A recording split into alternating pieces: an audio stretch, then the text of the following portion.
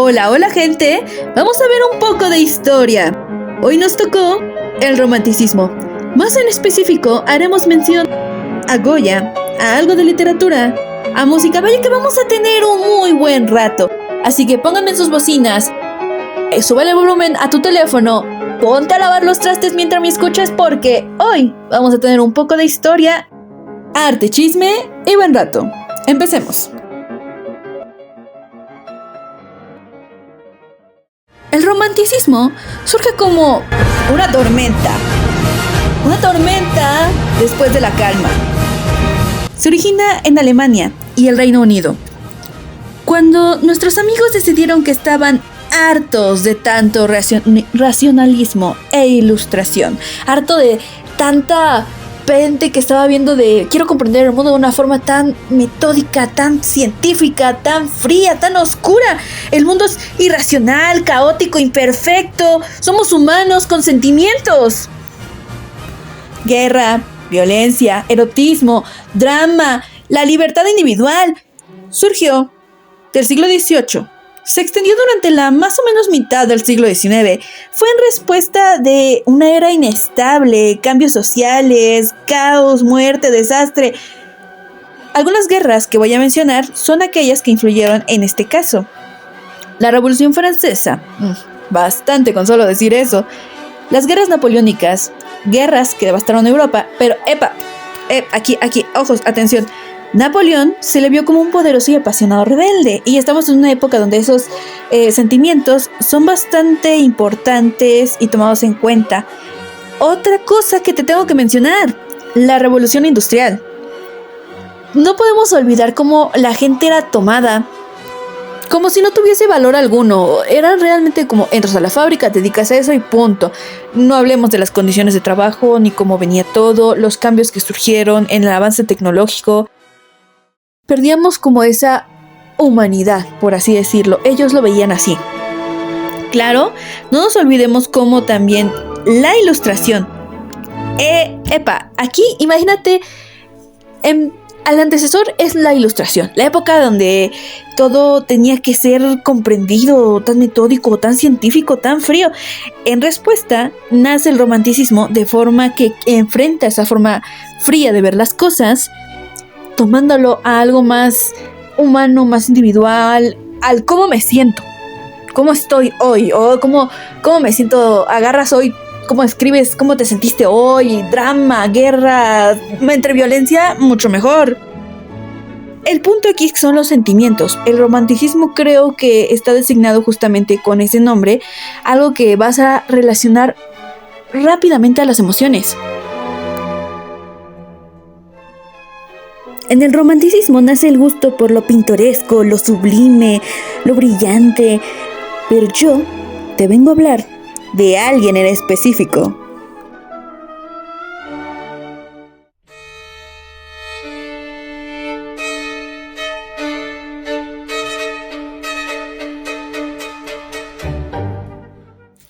Goya, Francisco de Goya, pintor y grabador español. Claramente espero que me lo conozcas, yo espero que por aquí me conozcan a Goya. Es más, la imagen que tengo de fondo es una de sus pinturas. Vamos a hablar de este personajazo. Miren, a mí en lo personal me encantan las cosas de terror y oscurantismo y todo ese tipo de cosas, brujería. ¿En qué mejor que hablar de alguien representativo en la época del romanticismo que Goya? Miren, este era un pintor y grabador español, como ya había mencionado, pero él trabajaba para la academia y era muy bueno, y de la academia nos pasamos a la realeza. Sus pinturas eran color, brillante, luz, como todas las pinturas reconocidas de esta época del romanticismo. O sea, vamos a comparar, no sé, cualquiera de las primeras pinturas a las primeras que hizo Goya, es luz, es realmente blanco, rosa, no, o sea, nada que ver por lo que se hizo famoso. Uno de los más grandes artistas de la historia, pero también de los más oscuros y tétricos. Quiero mencionar a otro artista, Caravaggio. Ambos son maestros del tenebrismo. Y ambos me fascinan con locura. Por favor, revise sus obras. Son maestros del oscurantismo y tenebrismo. Caravaggio usaba para crear el negro escenas teatrales con luces intensas. Goya lo usaba para expresar pesadumbre, caos, especialmente en sus pinturas negras. Vamos a empezar a hablar más de Goya. Digamos que hizo un viaje a Italia. Ya llegó el compadre a Italia, lo que tú quieras. Y ahí fue cuando mejoró sus estudios y empezó a tener más habilidad. De Italia nos vamos de la academia a España. Bueno, total que mi compadre sabía hacer ¿cómo se llaman estos? Se llaman tapices. Bueno, él era reconocido en sus tapices. Llegando a España, se enamoró de Velázquez.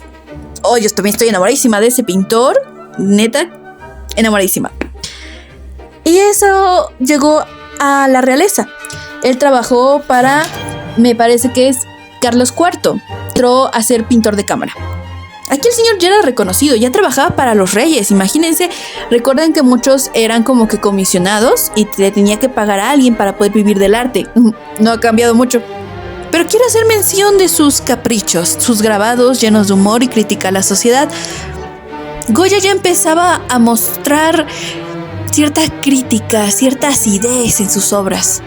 También hizo obras con temática erótica. Bueno, muchos pintores, señores, iban a atender sus necesidades con las damas sociales, con nuestras queridas damas sociales. Y también aprovechaba y pintaba sus francesas. Él decía casi, píntame como una de tus francesas. Bueno, pues él tenía una que otra pinturita erótica. Y estamos hablando de una España donde esto era muy mal visto. Era muy mal visto ver a una mujer desnuda. Imagínense si tenía algún encargo de la iglesia que llegaban y se enteraban que pintaban esas cosas, era como, no, sacrilegio. Obviamente tenía sus tintes eróticos, seguro iba a atender sus necesidades, pero también tenía muchos estudios. Un chismecito, se juntaba mucho con una duquesa, eran amigos cercanos. Esta duquesa es muy importante en su historia, porque ella es la encargada de solicitar ciertas pinturas. Cosas que vamos a ir encontrando desde sus grabados principalmente. Quiero mencionar, por ejemplo, que tenía y sus pinturas. Él criticaba la superstición, la ignorancia, la corrupción, abusos de poder con obra grotesca y satírica. Quiero que nadie olvide que era una época de cacería de brujas, de culpar a XY persona, y él criticaba justamente esa parte de la ignorancia y también de el poder y corrupción.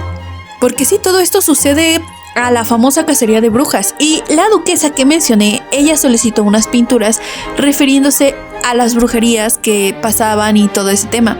Por alguna razón, le encantaba mucho juntarse con Goya de amigo del alma, píntame unas brujas. Que también la duquesa tuvo una historia triste. Perdió cierta cantidad de hijos, cierto matrimonio, entonces, entendible porque eran amigues. Goya en sus pinturas nos logró dejar un mensaje universal, testigo de horrores.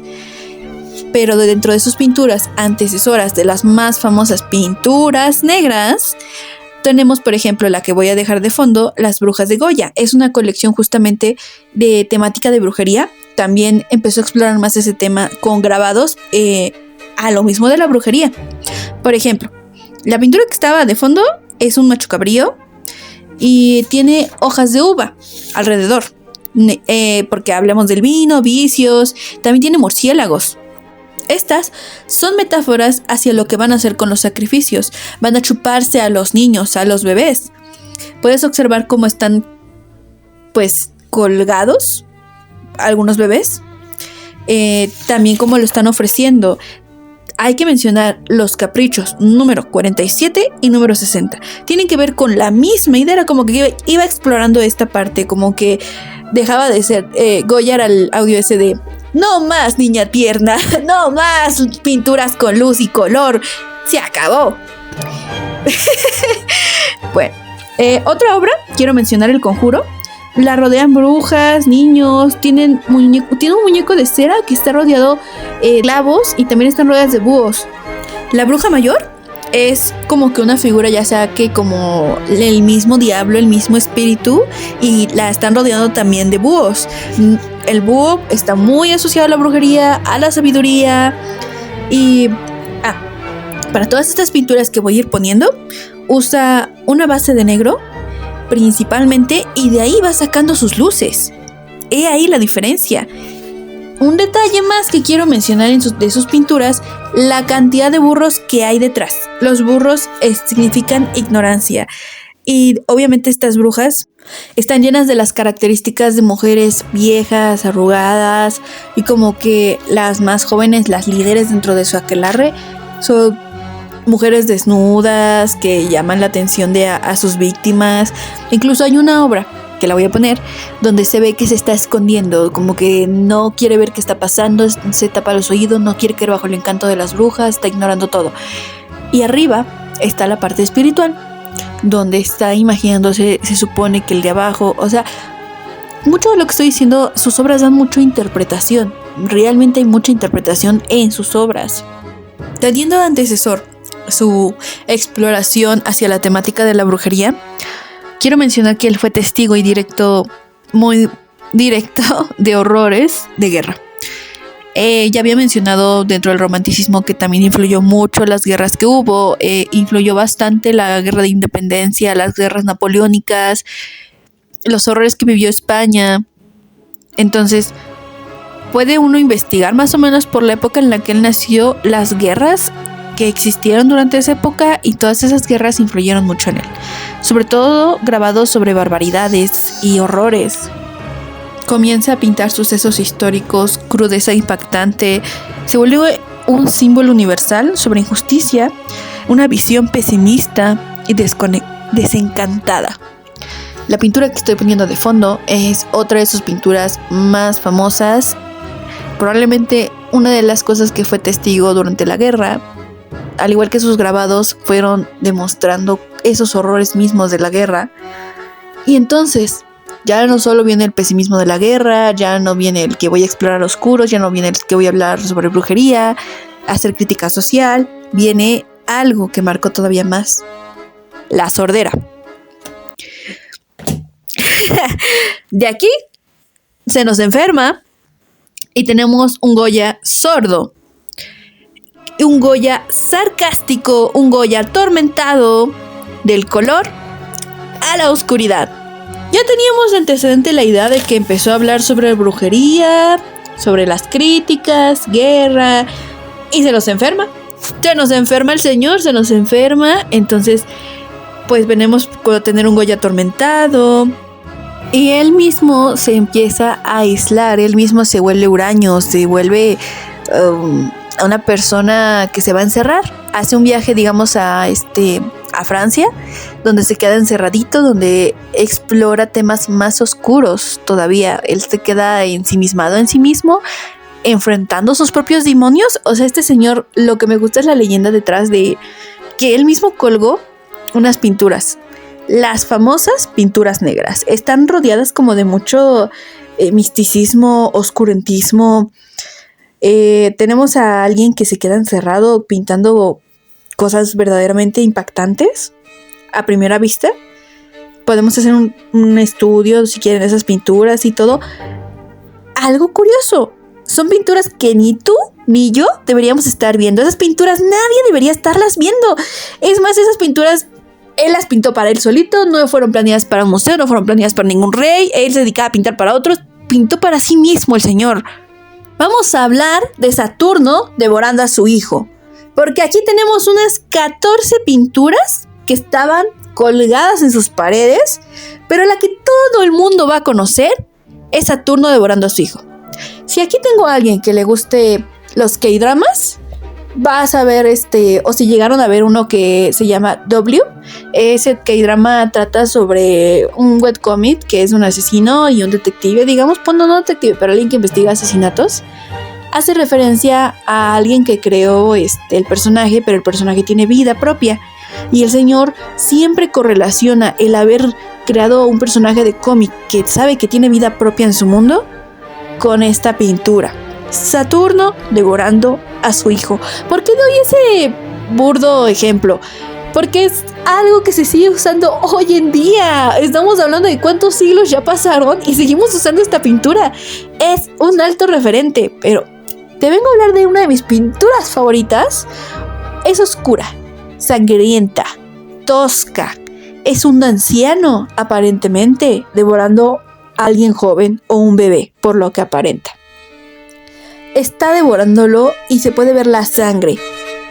¿Sabes qué es esto? No tiene nombre realmente. No tiene nombre. Ninguna de sus pinturas tiene nombre, ninguna de sus obras. ¿Por qué te dije que se llama Saturno devorando a su hijo? Bueno, porque el señor se nos murió y uno de sus amigos llegó, vio estas horrorosidades hermosas y dijo, oye, esto tiene que estar en un museo. Algo así como lo que pasó en el Metamorfosis de Kafka, que un amigo dijo, no, esto no lo voy a quemar, yo no voy a tirar esto. Pero no había registro de nada, no había registro de sus nombres, no había registros de nadota de esas pinturas. Bueno, pues el señor dijo aquí, vamos a ver cómo los clasificamos, vamos a ponerles nombre, y se aparenta mucho a la leyenda de Cronos. Y yo aquí me pongo, a mí me encanta la mitología, te voy a hablar un poquito de mitología. Saturno, o Cronos, es el dios del tiempo. Él tuvo una correlación con Gaia, madre tierra. Pero Gaia era violada por Uranus. Así es, el planeta Uranus. Sailor Moon mencionado. Entonces Crono corta aquí los huevitos de nuestro amigo Uranus. Que ahí viene la leyenda, que según hay una leyenda que dice de ahí viene Afrodita, pero es otra cosa. Y se queda con Gaia. Pero aquí el detalle es que alguien, el oráculo, le dice a Cronos, a nuestro, no diré dios, porque no eran dioses, eran titanes. Cronos era un titán y sus hijos eran los dioses. Bueno, él tuvo muchos hijos y lo malo de esto es que había una profecía que decía que tenía que devorar a sus hijos deshacerse de sus hijos más bien, porque uno de ellos iba a tomar poder y venganza contra él y le iba a pasar lo mismo que él le hizo a Urano y lo iban a derrotar y a desterrar. El primero de sus hijos que come es a Hades, luego a Poseidón, y así fue comiendo. A Hera también es de las primeras, es la más joven, la más vieja. Y así cada uno de sus hijos los fue comiendo, devorando. Nacían, se lo comían. Son dioses, no se morían como tal, sino que crecían dentro de su estómago, pero no podían escapar, era como que estaban encerrados. El único que logró engañarlo, al final su esposa ya estaba harta y le dio de comer piedras. Entonces, salvó a su hijo, a Zeus. Por eso es el más importante y más poderoso y más recordado. El menor es aquel que liberó a todos sus hermanos. Le dio algo para vomitar a todos y entre todos destruyeron y mataron a Cronos, lo hicieron cachitos y lo encerraron en el Tártaro. En breve y resumen, así de corto. Bueno, ¿por qué te menciono esto? Pues porque hacen suposición de que la pintura que estoy dejando aquí de fondo es Cronos devorando a sus hijos. Se cree que es ese titán comiéndose a los dioses para así evitar que lo maten o le hagan daño, porque pues él tenía que prevenir la profecía sin saber que él mismo causó su desgracia.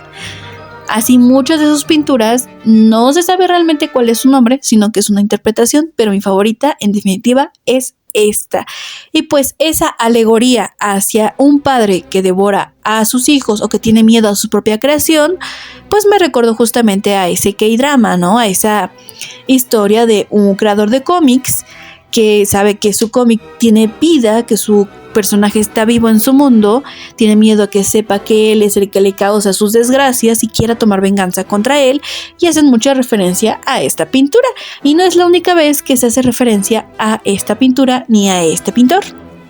Pues el gusto no le duró mucho porque nada más estuvo ahí, nos aguantó como 4 años, pero como todo buen pintor, una de las razones por las causas de su muerte misteriosa se cree que puede ser o un alter solar, pérdida de visión, enfermedad mental, sífilis, envenenado con plomo por sus pinturas, que probablemente sea una así de todo. El señor, como yo dije, iba y visitaba a las cariñosas. Obviamente se iba a enfermar de algo. El plomo muy seguro ya estaba contaminado de eso. Enfermedad mental probablemente obtuvo alguna después de ver tantos horrores de la guerra.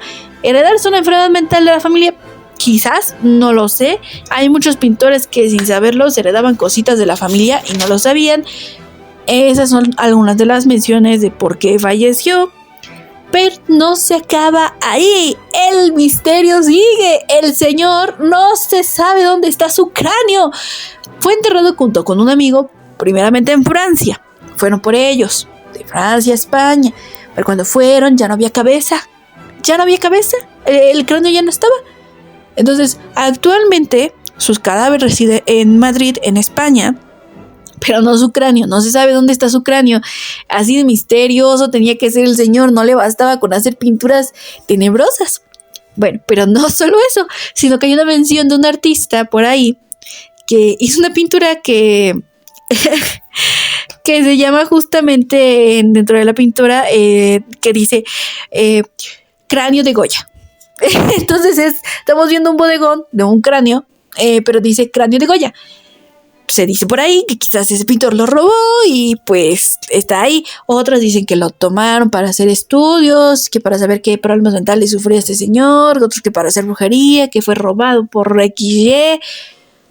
Tienes todo el cuerpecito de Goya, menos la cabeza. No sabemos dónde está la cabeza. Y esa es mi mención corta, rápida, espero agradable y entretenida, de Francisco de Goya. Pero la cosa no termina aquí. Este capítulo no se termina aquí. Obvio que no iba a desaprovechar y hablar de uno de mis pintores favoritos y de tenebrismo, brujería, casa de brujas y alguien que se vuelve loco y pinta muchas pinturas oscuras. No, la cosa no se va a terminar ahí. Quiero hacer una mención sobre el romanticismo y su influencia en nuestros días. Algo breve y corto, pero miren, el romanticismo nos abrió las puertas al expresionismo, al surrealismo.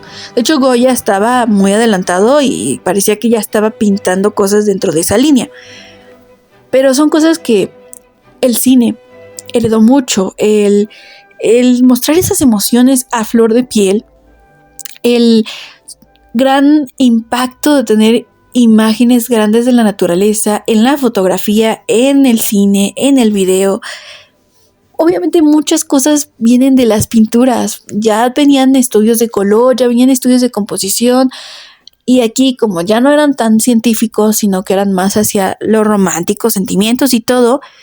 Por ejemplo, yo quiero hacer una mención al anime de Neo Genesis Evangelion, que tal vez digas que tiene que ver con el romanticismo, y con muchas otras cosas más de filosofía y un poco más alejado en cierto modo del romanticismo, pero yo hago mención por el uso de emociones y la expresión cruda en los personajes cuando estos sufrían, cuando el personaje Shinji daba esos gritos, esa tristeza. Yo creo que es una herencia que nos dio el romanticismo de poder regalarnos ese tipo de escenas. Es más, voy a dejar aquí voy a poner a Beethoven y un cachito del anime, espero no me lo tire YouTube, porque joyitas y los pones juntos.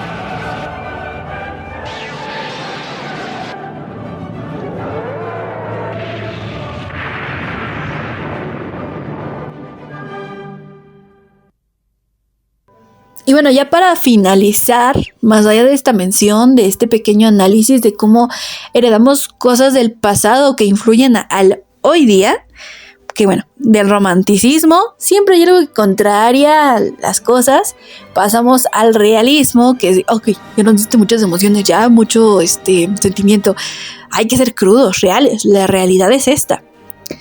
Pues, estuviste escuchando la mayoría del tiempo aquí pura música de esa época. Esa señor. O sea, te puse al viejito que nos dio una orquesta usando cañones. ¡Cañones! No puedo dar más humanismo y realidad que algunos errores hablando, ¿cierto?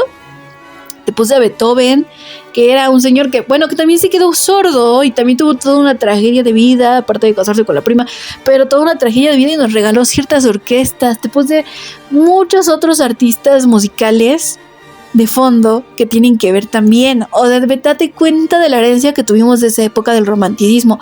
Música, historia, literatura. antes de irnos, era tanta la conmoción de emociones en esta época que existe una obra en ese entonces que se escribió la historia de un hombre enamorado que estaba entre un triángulo amoroso con la mujer que ella estaba de que no, que sí, pero es que a mí me gusta otro. Y bueno, fue tanta la tragedia en este libro que estoy mencionando que se mató. Se nos fue de la vida. Se nos fue de la vida el señor. Entonces, ya, termina en tragedia, digamos como un shakespeariano de la época. Pues fue tanto el impacto del libro que era la conmoción de los suicidios románticos. O sea, muchos hombres y mujeres jóvenes se mataban después de leer esa obra y al confesar sus sentimientos, porque fue tanto el impacto que hasta Napoleón mandaba una copia de ese libro alemán y había diversas copias. O sea, fue tanta la conmoción que muchos libros ese libro fue prohibido en muchos países. Fue como, mijo, no, yo no quiero que lean un libro que va a matar a mis jóvenes adolescentes por decir, no, es que se mató. No. Y, no, yo hablo y espero que YouTube no me tilde estos. Pero bueno, existió un libro que causaba desvivisiones muy seguido. Yo recordando, me van a censurar. Entonces había muchos desfallecimientos, digamos. Yo buscando cómo reemplazar la palabra por un libro. Así era la literatura. O sea, tú te vas a buscar libros de esa época, eran súper así de que Shakespeare al 1000, más o menos de ese estilo, entre gótico y de mucho romance. Y era muy bien visto irse de esta vida por amor. Era muy bien visto. Imagínense cómo era la época entonces. Luego la música que te puse de fondo, la charlita de uno de mis pintores favoritos de Goya. Qué riqueza nos regalaron, la verdad. O sea, yo tomo esto y digo, sí, por algo existe el cine. Por algo existen las orquestas de este tipo. Y pues ya, nada. Creo que ya nos vamos retirando, porque si yo me suelto cuerda. Aparte, manden un saludo al editor que tiene que arreglar todo esto. Sí, soy yo. Soy yo, señores. Y el sonidista, también mandémosle un saludo. Muchas gracias, sonidista y editores. Gracias. Y bueno, soy de esas de que dirigido por, producido por, escrito por, editado por. Y pues bueno, yo podría entregar mejores cosas, pero estamos viendo, vamos mejorando. Espero mi dicción no sea tan molesta. Pases una bonita tarde, bonita noche, bonito día. Saludos a Venezuela, a El Salvador, a México, a donde sea que nos llegue esto. He tenido muy buenas recibimiento acá cuando llego a narrar cosas, llego a hablar de cosas. Y este proyectito yo creo que es una muy buena práctica. Mini podcast de este tipo. Perdón si no me ven en video. Yo sé que ya he tenido el valor de subir videos, de mostrarme en rostro, de hacer expresiones en mis videos y todo. Pero bueno, este es un podcast, digamos, rapidito, breve.